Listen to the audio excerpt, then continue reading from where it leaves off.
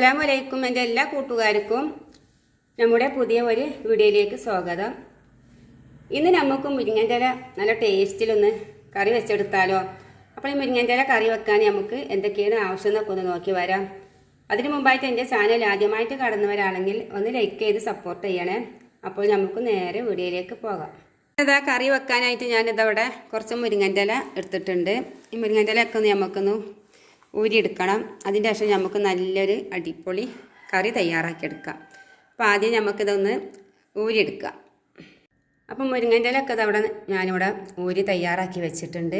ഇനി നമുക്ക് ഇതിലേക്ക് ഒരു അരപ്പ് തയ്യാറായിട്ട് ഇതാ ഞാനിവിടെ ഒരു മുറി തേങ്ങ ചിരകി എടുത്തിട്ടുണ്ട്. ഇത്തിരി മഞ്ഞൾപ്പൊടി, ചെറിയ ഉള്ളി, നല്ല ജീരകം, ഇത്രയും സാധനങ്ങളാണ് ഞാൻ എടുത്തിട്ടുള്ളത്. ഇനി നമുക്കിത് മിക്സിയിലെ ജാറിലിട്ടിട്ട് നല്ലോണം ഒന്ന് അരച്ചെടുത്ത് വരാം. ഞാൻ ഇതുപോലത്തെ ഒരു പാത്രത്തിലാണ് കറി തയ്യാറാക്കിയെടുക്കുന്നത്. അപ്പോൾ ഇതാ ഈ പാത്രത്തിലേക്ക് ഞാൻ മുരിങ്ങൻ്റെ ഇല ഇട്ട് കൊടുത്ത്, മഞ്ഞൾപ്പൊടി ഇട്ട് കൊടുത്ത്, മുളകും പൊടി ഇട്ട് കൊടുത്ത്, എല്ലാ ആവശ്യത്തിനാണ് ഇട്ട് കൊടുത്തിട്ടുള്ളത്. നമുക്കിതിലേക്ക് ഉപ്പും കൂടെ ഇട്ട് കൊടുക്കാം. അതിന് ശേഷം നമുക്ക് പാകത്തിന് വെള്ളം ഒഴിച്ചിട്ട് ഈ മുരിങ്ങൻ്റെ ഇല ഒന്ന് വേവിച്ചെടുക്കാം. മുരിങ്ങൻ്റെ ഇല നല്ലോണം വേവാൻ പാടില്ല, അപ്പോൾ ഒരു കയ്പ്പ് രസം വരും. ഇതാ മുരിങ്ങൻ്റെ ഇല അടുപ്പത്തായിട്ടുണ്ട്. ഇനി ഇതൊന്ന് വെന്ത് വരട്ടെ.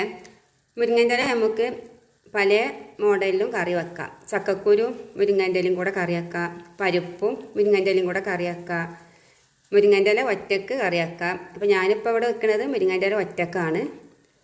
നമ്മുടെ മുരിങ്ങൻ്റെ ഇല ഇവിടെ പാകത്തിനുള്ള വേവായിട്ടുണ്ട്. ഇനി നമുക്കിതിലേക്ക് നമ്മളിവിടെ അരച്ചെടുത്തിട്ടുള്ള തേങ്ങ ഉണ്ടല്ലോ, അതൊഴിച്ച് കൊടുക്കാം. അങ്ങനത്തെ തേങ്ങ ഒക്കെ ഞാനിതിലേക്ക് ഒഴിച്ച് കൊടുത്തിട്ടുണ്ട്. ഇനി നമുക്കിത് ഒന്ന് മിക്സ് ചെയ്ത് കൊടുക്കാം നല്ല. അതിന് ശേഷം നമുക്കിതൊന്ന് ചെറുതായി തിളപ്പിച്ചെടുക്കാം. തിളപ്പിച്ചെടുക്കുമ്പോൾ നമ്മളിത് ഇളക്കിക്കൊണ്ടേ ഇരിക്കണം. പിന്നെ ഇപ്പോൾ ഈ കറിക്കുള്ള ഒരു പ്രത്യേകത എന്ന് പറഞ്ഞാൽ എന്താണെന്ന് വെച്ചാൽ, ഞാൻ ഈ മുരിങ്ങൻ്റെ ഇല കറി വെക്കുമ്പോൾ അതിൽ തക്കാളിയോ പച്ചമുളകോ ഒന്നും ഇട്ടിട്ടില്ല. പച്ചമുളക് വേണ്ടവർക്ക് ഇടാം, അത് ഒരു എരിവിനല്ലേ. പക്ഷേ തക്കാളി ഇടാൻ പാടില്ല. ഒന്നുമില്ലാതെ മുരിങ്ങൻ്റെ ഇല കറി വെക്കണം. അരക്കണേക്ക് നല്ല ചീരം ചെറിയ ഉള്ളി കൂട്ടിയിട്ട് തേങ്ങ അരക്കുക. അതിന് ശേഷം നമുക്കിതുപോലെ വേവിച്ചിട്ട് ഇതിലേക്ക് ഒഴിച്ച് കൊടുക്കുക കൂട്ട്. അപ്പോഴാണ് നമ്മൾ മുരിങ്ങാക്കറിക്ക് നല്ല ടേസ്റ്റ് ഉണ്ടാകുക. മുരിങ്ങൻ്റെ ഇലേൻ്റെ ആ ഒരു കറി ഉണ്ടല്ലോ, അത് നല്ലൊരു ടേസ്റ്റും നല്ലൊരു ചൊയ്യൊക്കെ എപ്പോഴാണ് വരിക. അതാണ് ഞാനിപ്പോൾ ഈ ഒരു വീഡിയോ നിങ്ങളെ കാണിക്കുന്നത്. അല്ലാതെ ഇപ്പോൾ മുരിങ്ങൻ്റെ ഇല കറി വെക്കുന്നത് എല്ലാവർക്കും അറിയാവുന്നൊക്കെ ഒരു പണി തന്നെയാണ്. അത് ഏത് എന്താ പറയുക, വയസ്സന്മാരായാലും വലിയ കരത്തിയാളായാലും ഒക്കെ അറിയാവുന്ന കാര്യമാണ്. പക്ഷെ ഇങ്ങനെ ചെയ്താൽ ഈ കറിക്ക് നല്ല ടേസ്റ്റാണ്. അപ്പോൾ അങ്ങനെ തന്നെ നമ്മുടെ കറീൻ്റെ പണി ഇവിടെ കഴിഞ്ഞിട്ടുണ്ട്. ഇനി നമുക്കിതൊന്ന് വറവിട്ടെടുക്കാം. ഇനി നമുക്ക് നമ്മുടെ കറി ഒന്ന് വറവിട്ടെടുക്കാം. അപ്പോൾ ഞാനൊരു ചട്ടി വെച്ചിട്ടുണ്ട്. ചട്ടി ചൂടായിട്ടുണ്ട്. അതിലേക്ക് ഞാൻ ആവശ്യത്തിനുള്ള വെളിച്ചെണ്ണ അതവിടെ ഒഴിച്ച് കൊടുക്കണേ.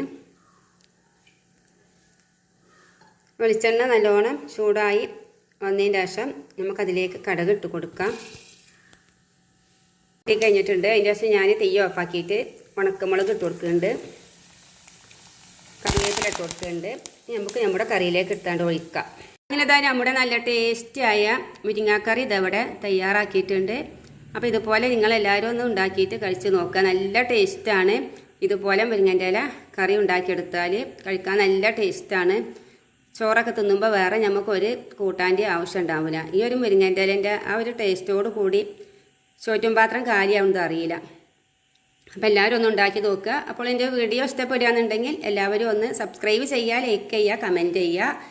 അതുപോലെ തന്നെ നിങ്ങളുടെ കുടുംബക്കാർക്കൊക്കെ ഒന്ന് ഷെയർ ചെയ്ത് കൊടുക്കുക. അപ്പോൾ വീണ്ടും നമുക്ക് നല്ലൊരു വീഡിയോയുമായിട്ട് കണ്ടുമുട്ടാം ഇൻഷാ അല്ലാഹ്.